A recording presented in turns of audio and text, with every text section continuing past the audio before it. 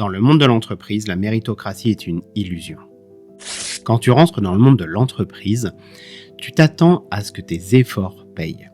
C'est pour ça que souvent, lorsqu'on commence à travailler dans le monde de l'entreprise, on passe des heures carrées dans son boulot. On s'investit pleinement parce qu'on attend, comme récompense légitime, de pouvoir récolter le fruit de nos efforts. Et pourtant, lorsque tu t'attends à recevoir des liasses de billets, tu ne reçois quelques maigres piécettes. Et c'est à ce moment que tu prends conscience que la méritocratie que l'on t'a vendue à l'école depuis que tu es tout petit est une véritable arnaque.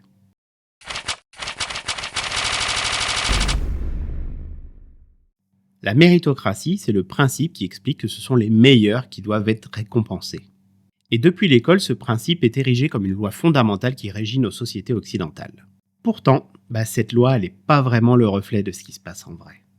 Dans cette vidéo, on va parler constat, on va parler des raisons qui nous amènent à ce mode de fonctionnement et on va surtout parler aussi de toi comment manager, tu vas pouvoir agir et avoir un impact sur ce sujet. Mais avant, je me présente rapidement, je m'appelle Laurent Bouguenec, ça fait plus de 10 ans que j'accompagne l'humain. Et plus particulièrement les managers à devenir les managers humains et performants qu'ils aimeraient avoir. Pour ça, je combine la formation et le coaching. Et une des clés pour le faire, ça va être justement d'enlever tous les filtres par rapport à tous ces discours institutionnels et fausses croyances qui peuvent traîner dans le monde de l'entreprise. Qu'est-ce qui fait que dans le monde de l'entreprise, la méritocratie comme loi fondamentale, c'est de la flûte? Ce que je vais te partager là, ce sont des expériences personnelles, mais aussi des lectures que j'ai pu avoir dans des livres et également sur des réseaux sociaux de personnes qui parlaient de leur expérience. Je t'ai combiné le tout un petit peu et il ressort plusieurs catégories. La première, ça va être par lâcheté. Peut-être as-tu toi aussi observé que des personnes qui sont non compétentes dans leur poste ont pourtant d'excellents dossiers. Mais comment ça se fait? Eh bien tout simplement parce que les managers, parfois, sont lâches. Lâches dans le sens où ils veulent mettre des bonnes notes à une personne pour pouvoir facilement refourguer la patate chaude à un autre service. Et c'est également un signe de lâcheté parce que le manager, plutôt que d'aller confronter la personne à son manque de compétences, de l'aider et de faire les efforts justement pour l'accompagner à grandir, ou si vraiment la personne n'est pas à sa place, d'aller la sortir de l'entreprise et de l'orienter vers quelque chose où elle pourra mieux s'épanouir, eh bien les personnes préfèrent mettre tout simplement des bonnes notes et comme ça, ils pourront se débarrasser de la patate chaude. Et tu as aussi les managers qui utilisent cette méthodologie pour créer une dette vis-à-vis de la personne. C'est tu as obtenu une promotion grâce à la notation que je t'ai fait, donc le jour où je te demanderai un retour d'ascenseur, il sera important de me répondre. La deuxième raison, ça va être par recherche de confort. Et oui, si tu as un élément qui est bon dans ton équipe, y a des managers qui préfèrent le garder. C'est quand même vachement plus confortable. Attends, t'as un gars ou une nana qui tourne bien dans ton service, pourquoi tu voudrais t'en séparer? C'est quand même plus confort de le garder sous le coude. Donc on va pas mettre des notes trop bonnes pour justement défavoriser le départ de la personne. Et le récit de la méritocratie, il est aussi confortable parce que les gens, lorsqu'ils sont baignés par ce récit, ils vont attendre sagement. Ils vont pas être demandeurs d'évolution. Ils vont pas être les casse-bonbons qui vont venir solliciter chaque année une promotion ou une évolution de salaire. Parce que pour eux, ça va tomber du ciel. C'est censé être naturel. Or, ce ne l'est pas. Et peut-être que tu as observé ce phénomène aussi où tu as des personnes, tu te dis, tiens, c'est bizarre, ils sont un peu casse-pieds, ils sont moyennement compétents, mais pourtant ils ont des promotions et des augmentations de salaire plus rapides que moi ou de telles personnes qui bossent correctement. C'est bizarre ça.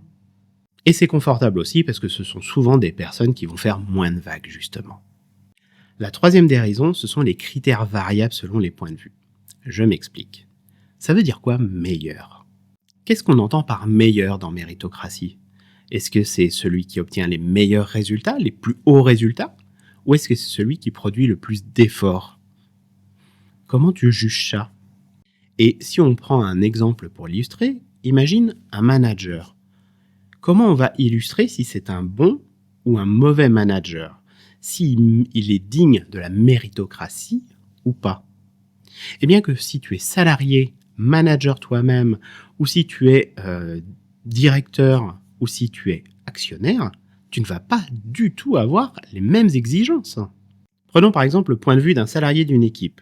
Lui, ce qu'il risque d'attendre de son manager, c'est que ce manager il fasse passer les intérêts de l'équipe et des membres de l'équipe avant les intérêts personnels du manager et avant les intérêts injustes que l'entreprise pourrait demander. Si maintenant on demande à une direction, elle va attendre un maximum de bénéfices durables dans le temps. Alors que si on demande le point de vue d'un actionnaire, l'actionnaire, lui, il va demander à ce qu'il y ait un maximum de bénéfices à court terme. Tu vois, en fonction de où tu te situes, la méritocratie et sa définition de son contenu va beaucoup changer en fonction des différents postes. Et là, je t'ai pris l'exemple du manager, mais c'est valable pour n'importe quel métier. Et la quatrième raison, ça va être toutes les notions de plancher et de plafond.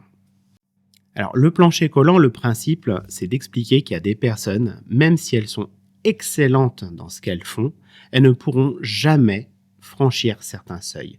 Elles seront comme retenues, restées collées à un plancher. Tout simplement parce qu'il y a des critères d'oppression systémique qui vont venir les empêcher de monter. Ces critères, ça va être par exemple leur âge, leur sexe, leur genre, leur couleur de peau, etc., etc. Car oui, les entreprises sont, à l'image de la société, un lieu d'oppression. Quant au plafond, là, on va pouvoir parler du principe de Peter.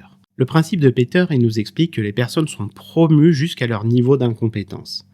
Alors ça, en soi, c'est pas très grave. C'est-à-dire qu'il y a un moment où, effectivement, on rencontre tous nos limites et on ne peut pas aller plus loin. Ok. Le problème, c'est que ces personnes, une fois qu'elles sont à un poste où elles ne sont plus compétentes, elles vont être indéboulonnables.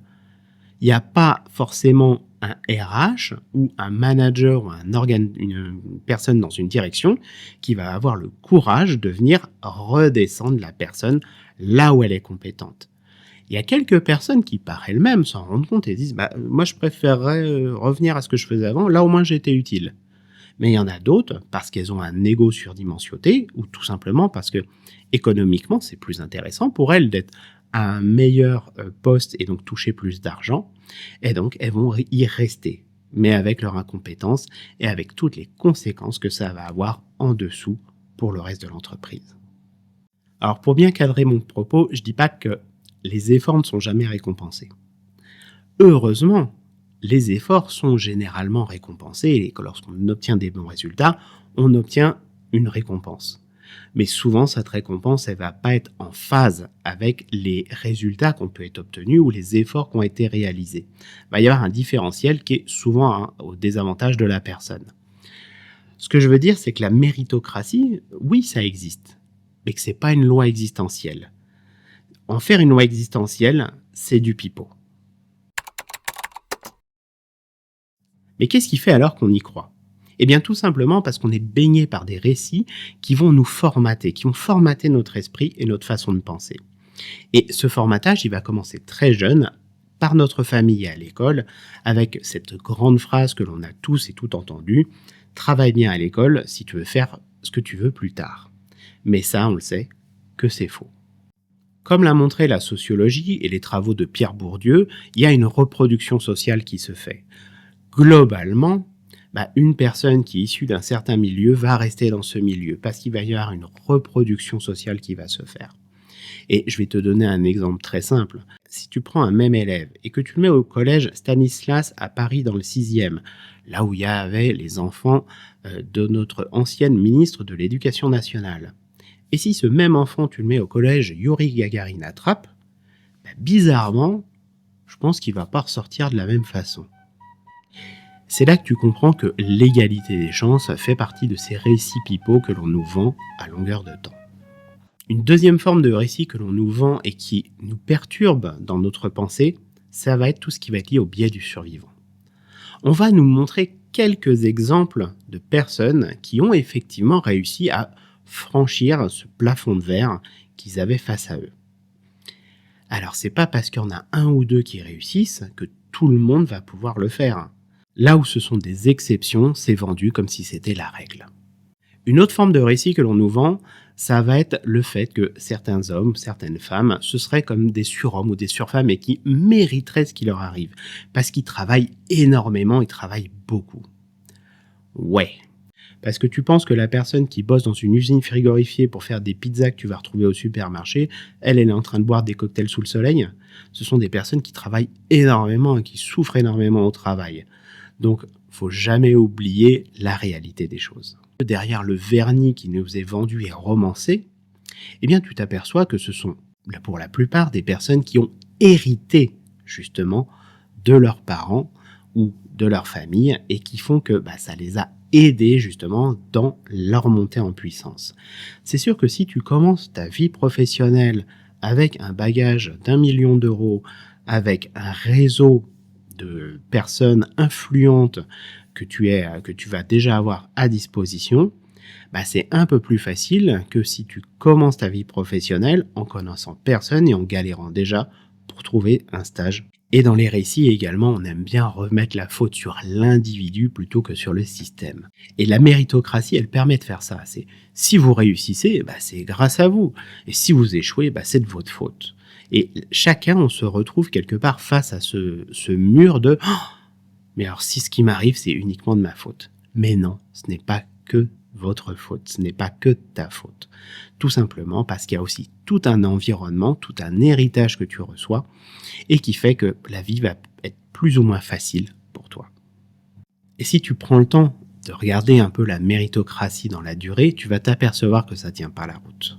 Combien de fois tu as pu voir dans ton entourage des personnes bosser comme des fous et n'obtenir rien du tout? Et à l'inverse, combien t'en as vu qui étaient pas forcément compétents et qui réussissent? Tout simplement parce qu'ils sont dans le bon environnement ou qu'ils ont de la chance. Dans une étude, Oxfam a montré qu'il y avait des écarts très importants entre un salarié et un dirigeant qui, par exemple, dans des entreprises du CAC 40, pouvait aller de 1 à 94. C'est-à-dire que le salarié, lorsqu'il touche 1 euro, le dirigeant en touche 94. Ça fait un petit écart quand même. Mais les gens qui sont à la direction, qui touchent ces salaires mirobolants, ils n'ont absolument aucun intérêt justement à ce que les salariés gagnent plus, parce que ça va venir faire diminuer leur part du gâteau. La méritocratie, finalement, c'est ce que je te disais, c'est une carotte qui est agitée sous notre nez pour que certaines personnes continuent de se gaver pendant qu'elles nous balancent uniquement des miettes. Si tu entends ce passage, c'est que visiblement tu aimes bien cette vidéo, donc pense à laisser un pouce bleu, à t'abonner à la chaîne et on revient après au sujet. Alors toi, comment manager, tu vas pouvoir agir face à cette situation? Félicitations, peut-être que tu l'avais déjà fait et si ce n'était pas le cas, tu viens de le faire, tu viens de prendre conscience que la méritocratie telle qu'on nous la vend, c'est une symphonie en flûte de pan. La deuxième chose que tu vas pouvoir faire, ça va être de mettre de la transparence vis-à-vis de ton équipe. Cette transparence, ça va pouvoir porter sur le comment sont affectées les primes et les augmentations et les promotions. D'être au clair sur ce qui va se passer si l'objectif est atteint, s'il est dépassé ou s'il n'est pas atteint. D'être transparent aussi sur les salaires. Coucou la transparence salariale 2026.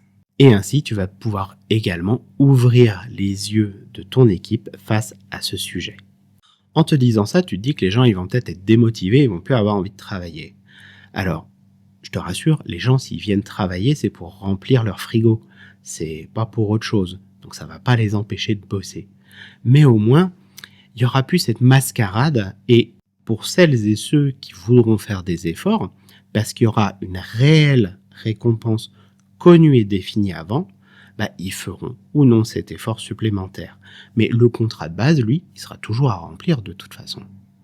Tu vas pouvoir aussi privilégier l'esprit d'entraide entre les personnes pour atteindre un objectif commun plutôt que chacun se tire dans les pattes.